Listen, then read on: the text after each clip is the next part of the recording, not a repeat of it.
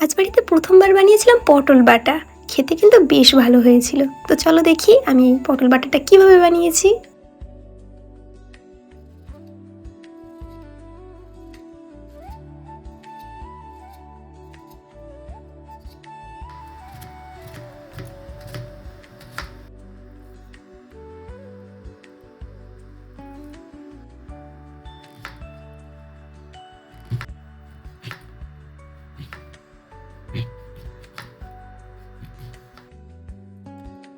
প্রথমেই কড়াই বসিয়ে কড়াইতে সরিষার তেল গরম করে শুকনো লঙ্কাগুলো ভেজে নিলাম।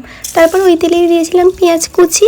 আগে আমি কালো জিরেটা দিতে ভুলে গিয়েছিলাম, তাই পরে দিলাম কালো জিরে, কয়েক কোয়া রসুন, চিংড়ি মাছ।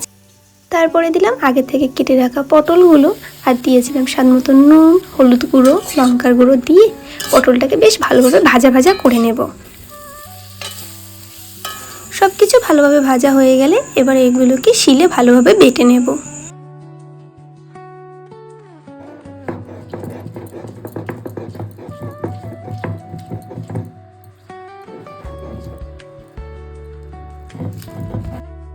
আবারও কড়াই বসিয়ে কড়াইতে সরিষার তেল গরম করে সামান্য কিছু পেঁয়াজ দিয়ে ভাজা ভাজা করে নিয়ে আগে থেকে বেটে রাখা শিম বাটাটা দিয়ে ভালোভাবে নেড়ে চেড়ে নেব।